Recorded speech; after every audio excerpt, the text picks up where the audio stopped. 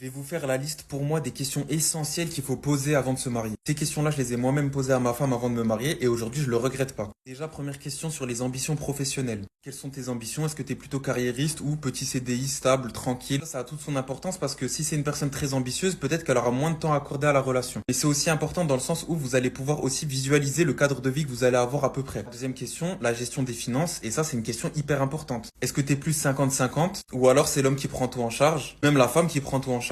Comment on va se répartir les dépenses au sein du foyer? Tout ça, c'est des choses que vous allez devoir discuter avec la personne. Ensuite, il y a l'aspect religieux. Et pour moi, ça, c'est très important parce que souvent, on s'arrête à est-ce que tu es musulman? Est-ce que tu es chrétien? Oui, non, fin de la discussion. Mais en réalité, il faut aller plus loin. Quelle est la place de la religion dans ta vie? Quelle est la place de Dieu dans ton quotidien? Comment tu définis la spiritualité? Qu'est-ce que c'est pour toi la foi? Tout ça, c'est des questions qu'il faut poser. Une autre question importante, c'est est-ce que vous êtes abonné à mon compte? Et si c'est pas fait, je vous en prie, faites-le, comme ça au moins ça c'est fait. Ensuite, une question trop sous-cotée à mon sens, c'est les blessures, les traumatismes. Tout ça, c'est extrêmement important. Il faut que vous puissiez comprendre comment cette personne-là elle a grandi et quels sont les potentiels traumatismes qu'elle a. Que ce soit quand elle était petite dans sa famille ou même avec ses anciennes relations. C'est des choses dont il faut parler et vous allez au moins pouvoir savoir si cette personne-là, elle est consciente de ses propres traumatismes. Ensuite, il y a la vision de la vie, la vision du monde en général. Là, vous pouvez tout aussi bien parler de politique, mais aussi par exemple des voyages, de la découverte du monde. Comment en fait cette personne, elle voit la vie, elle voit sa vie future. Même si c'est pas pour maintenant, la question de l'éducation des enfants, elle est tout aussi importante. Ensuite, la question sur la place de la famille. Et ça aussi, c'est trop minimisé alors qu'il y a certaines personnes pour qui leur famille a une grande place dans leur quotidien. Le poids de la famille peut être très présent, même dans les décisions de la personne. Donc ça, il faut que vous en ayez discuté avant. Quelle est la place de ta mère, de ton frère,